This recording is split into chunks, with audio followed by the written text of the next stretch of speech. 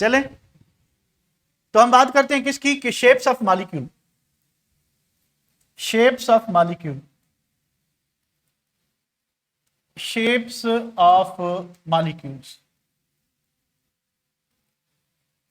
अब देखिए, जो नॉर्मल मॉलिक्यूल है, कोई भी नॉर्मल मॉलिक्यूल है, वो नॉर्मल मॉलिक्यूल जो है वो क्या हो सकता है, वो लीनियर हो सकता है, वो ट्राइगोनल हो सकता है,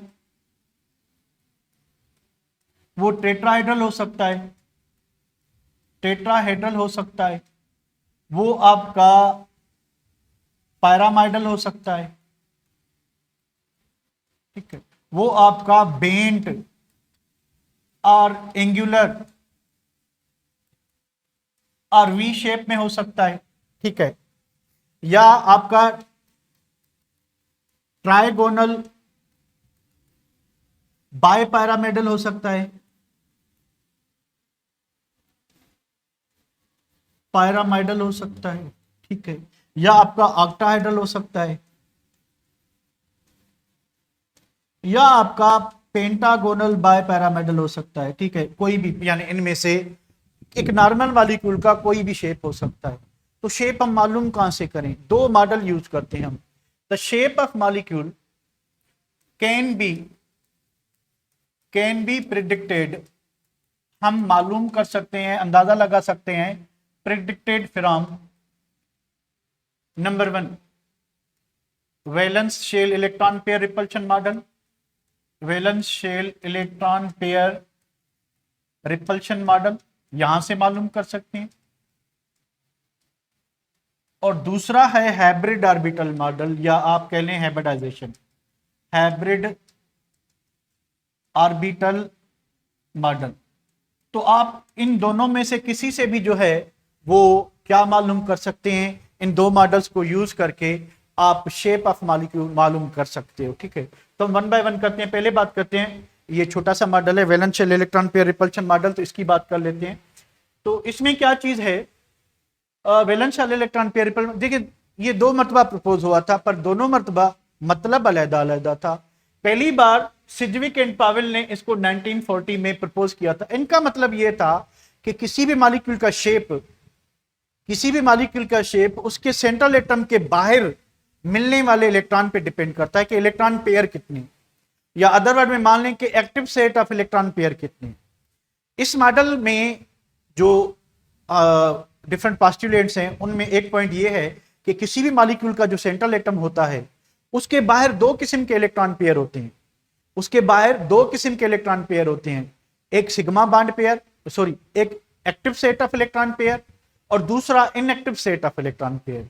यानी हम कोई भी मॉलिक्यूल उठा लें तो उसका जो सेंट्रल एटम होगा, जो पॉलीवेलेंट एटम होगा, उसके बाहर दो किस्म के इलेक्ट्रॉन पेयर्स होंगे जिससे वो सराउंडेड होगा, एक active set of electron pair, active set of electron pair में दो किस्म के इलेक्ट्रॉन आते हैं, one is the sigma bond pair, other is the lone pair, ठीक है। दूसरा जो है वो inactive set of electron pair होते हैं। अब पाई बॉन्ड को हम कहते हैं inactive set of electron pair.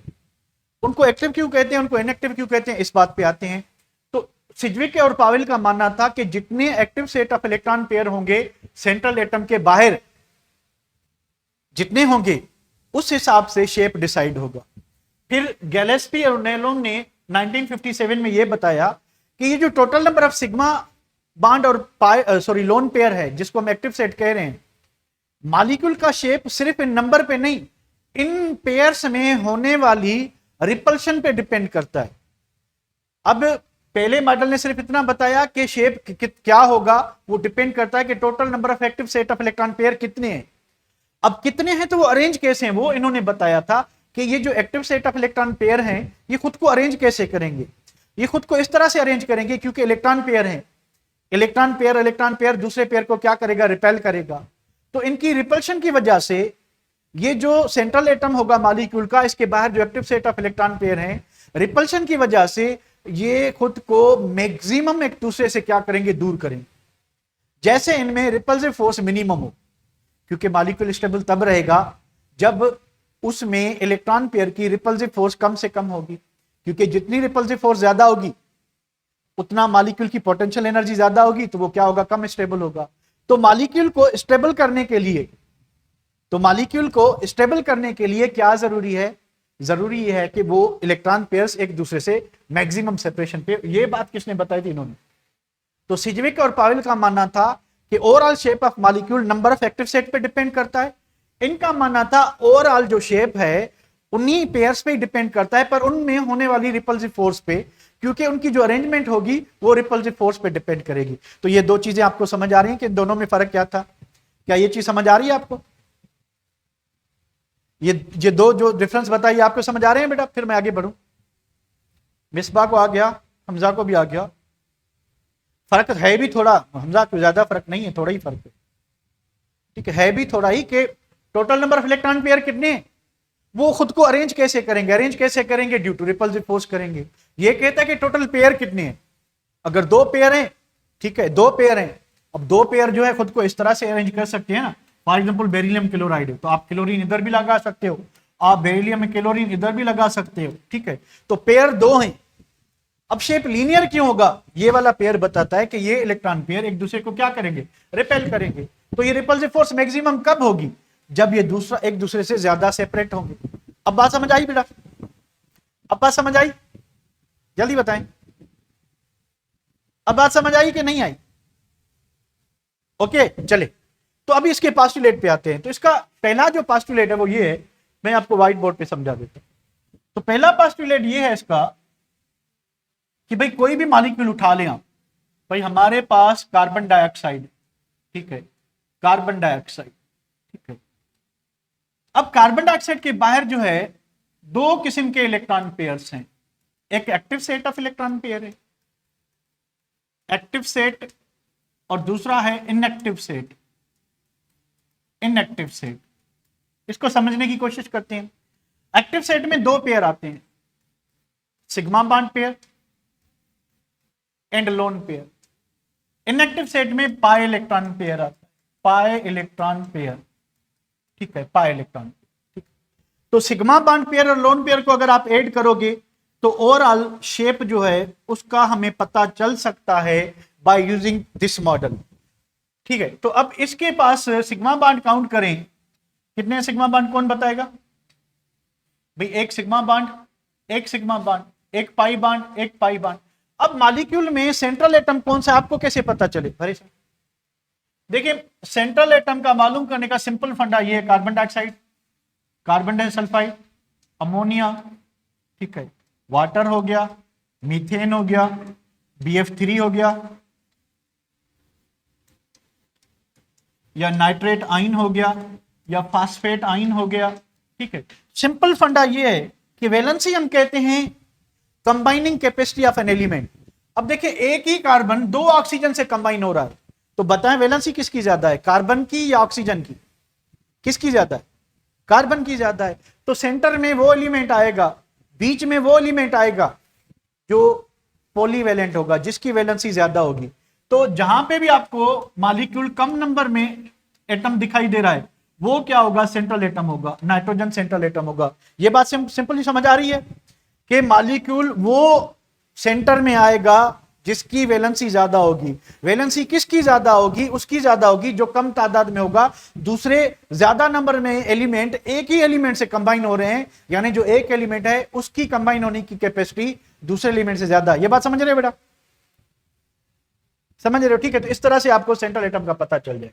अब ये जो कार्बन है, कार्बन डाइऑक्साइड में सेंट्रल एटम है, इसके बाहर दो किस्म के इलेक्ट्रॉन है, active set, inactive set. Pi electron को क्यों कह रहे हैं हम कि इनएक्टिव सेट है? यहां पे देखें, मान लें कि ये कार्बन डाइऑक्साइड, ठीक है। अब इसमें एक तो हो गया सिग्मा बॉन्ड। अब सिग्मा बॉन्ड का आपको पता है कि इलेक्ट्रॉन डेंसिटी इधर होगी, ठीक है। पाई बॉन्ड की इलेक्ट्रॉन डेंसिटी जो है वो इधर होती, ठीक है। तो sigma bond can not exist without pi bond.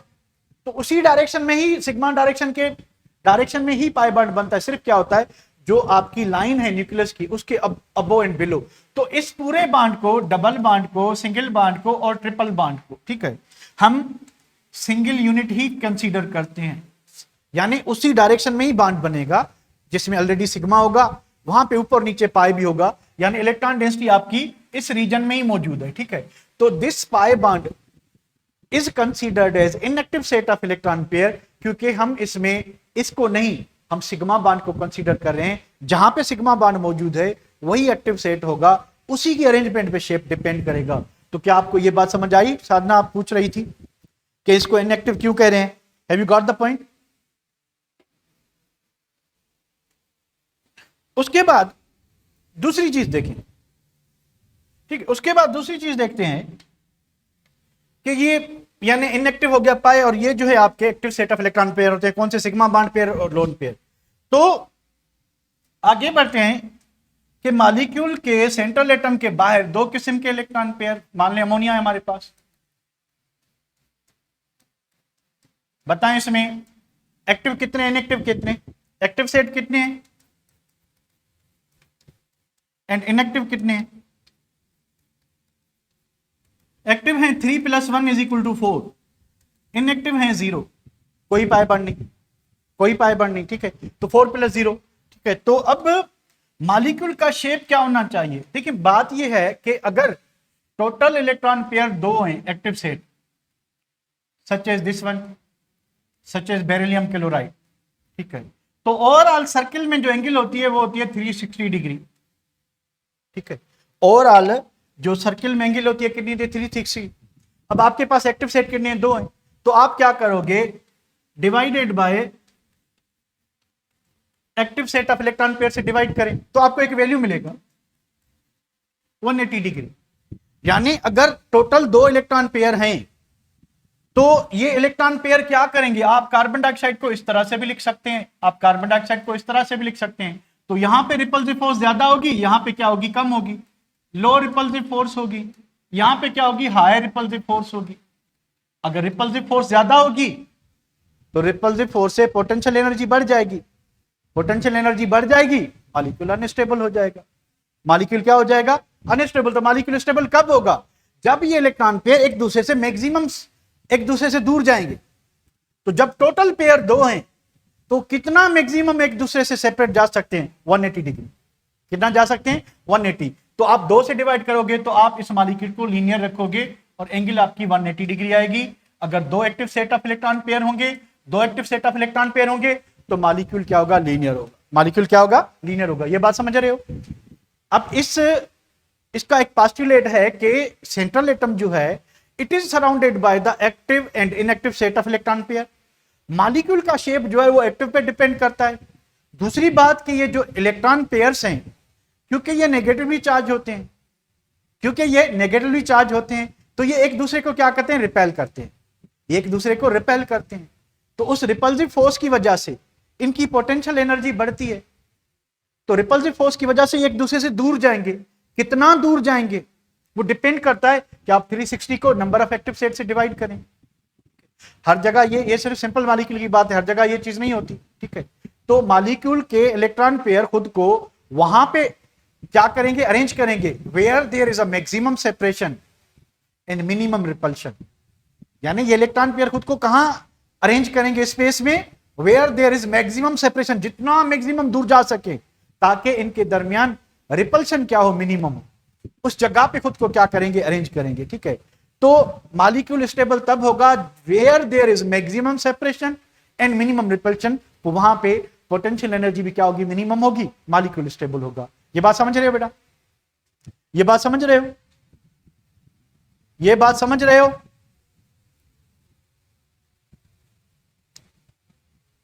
Misbah समझ रही है, हमजा भी समझ रहा है, और किसी को समझ आ रहा है? नहीं आ रहा तो आपके लिए दुआ करवाएं। अच्छा आ रहा है, चलें ठीक है, अच्छी बात, ठीक है। तो अब बेरिलियम क्लोराइड हो गया। अब हमारे पास है बोरान ट्राइफ्लोराइड, बोरान ट्राइफ्लोराइड, ठीक है। अब टोटल एक्टिव सेट कितने हैं?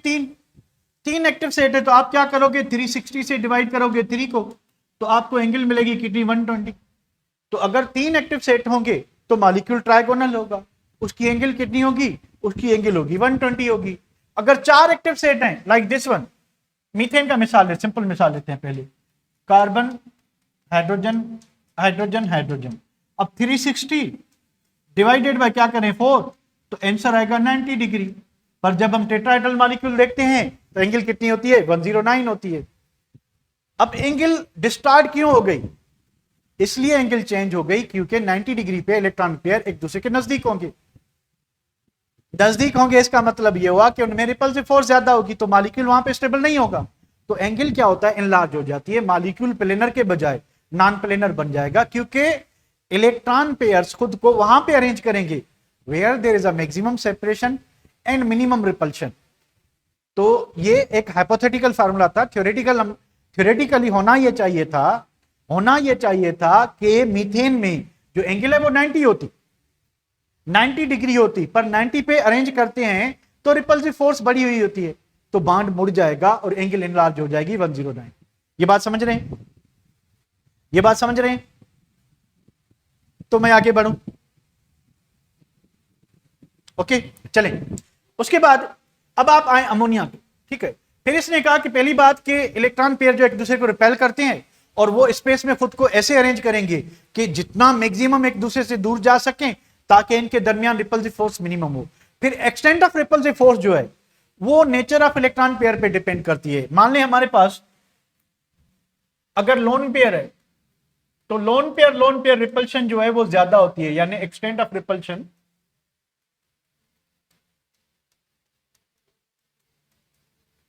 लोन पेयर रिपल्शन ज्यादा होगी किससे, लोन पेयर बॉन्ड पेयर से, ये ज्यादा होगी किससे, बॉन्ड पेयर से। ऐसा क्यों है इसको भी डिस्कस करते हैं। अब देखिए नाइट्रोजन में जो लोन पेयर है उसको खाली,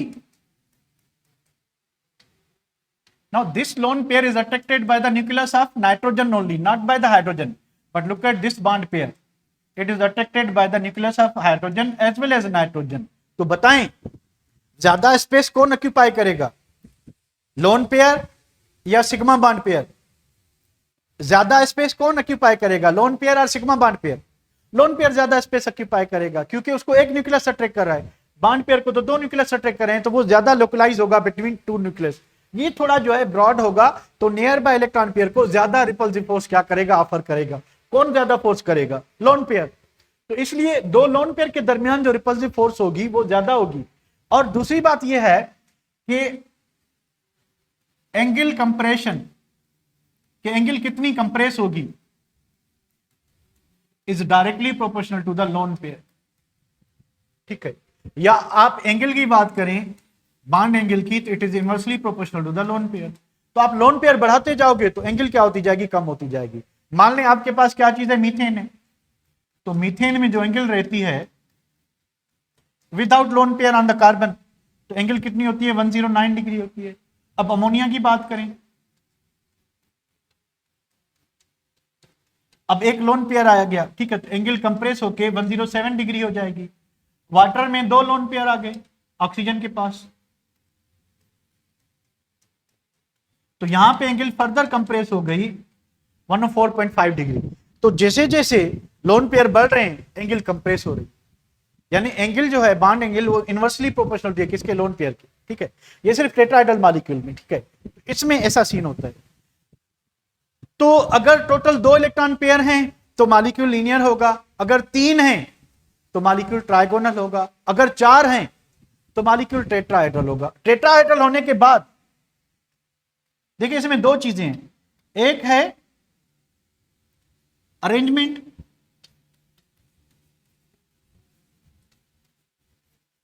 अरेंजमेंट ऑफ इलेक्ट्रॉन पेयर कैसे है, दूसरा होता है आपका मॉलिक्यूलर शेप और ज्योमेट्री। इन दोनों में थोड़ा थोड़ा फर्क है। तो देखिए इसमें अरेंजमेंट अगर आप चारों में देखोगे तो आपको क्या मिलेगा, टेट्राहेड्रल मिलेगा, आपको टेट्राहेड्रल अरेंजमेंट मिलेगी सब में। तो अरेंजमेंट सब में क्या है, tetra tetra tetra tetra. Shape जो है सबका सेम है, शेप में हम लोन पेयर को काउंट नहीं करते, तो इसमें सारे एक्टिव सेट हैं तो ये टेट्रा ही होगा, इसका शेप भी टेट्रा, अरेंजमेंट भी टेट्रा। यहां पे इसको हम निकाल देंगे लोन पेयर को, तो अमोनिया का इस तरह का शेप होगा, इसको हम कहते हैं पैरामेटल शेप। तो अगर लोन पेयर होगा तो रेगुलर टेट्राहेड्रल नहीं, ये पैरामेटल हो जाएगा, ठीक है। अगर दो लोन पेयर होंगे तो ये आपका बेंट और एंगुलर हो जाएगा, बेंट एंगुलर और वी शेप कह सकते हैं। तो ये थोड़ा सा आपको जो है डिफरेंस आना चाहिए। दूसरी बात मुझे ये बताएं, व्हाट अबाउट सल्फर ट्राइऑक्साइड, ये क्या होना चाहिए, कौन बताएगा, सल्फर ट्राइऑक्साइड क्या होना चाहिए?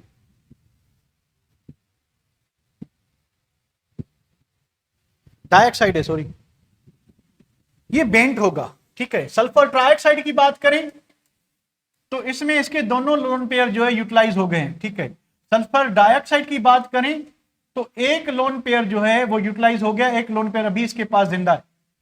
तो ये लोन पेयर आप काउंट नहीं करोगे। इलेक्ट्रॉनिक अरेंजमेंट की बात करोगे तो दोनों क्या है, ट्राइगोनल है, पर ये क्या होगा आपका, बेंट होगा, ये क्या होगा, बेंट होगा, ठीक है। तो this is all about what, आपका इलेक्ट्रॉन पेयर रिपल्शन मॉडल के मॉलिक्यूल का जो शेप है वो इस बात पे डिपेंड करता है कि उसके बाहर active set of electron pair कितने हैं। अगर 2 active set of electron pair हैं, मॉलिक्यूल लीनियर होगा। अगर 3 हैं तो ट्राइगोनल होगा।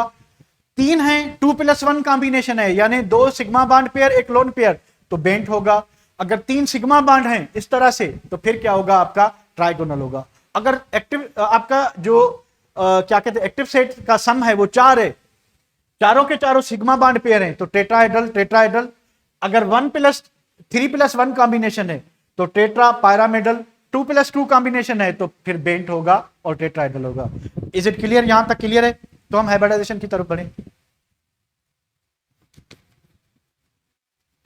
2 लोन पेयर निकाल दो ना मोहसिन, ये निकाल दो तो बाकी क्या रहेगा, वाटर इस तरह से है ना, फिर लोन पेयर निकल गए तो इस तरह से बेंट और एंगुलर होगी, ठीक है। कार्बन डाइऑक्साइड में लीनियर क्यों था? कार्बन डाइऑक्साइड इसलिए लीनियर था कि उसके पास लोन पेयर नहीं है, नो लोन पेयर, तो इसलिए मॉलिक्यूल सीधा था, ठीक है बेटा। बढ़े, चले इसको आगे बढ़ाते हैं।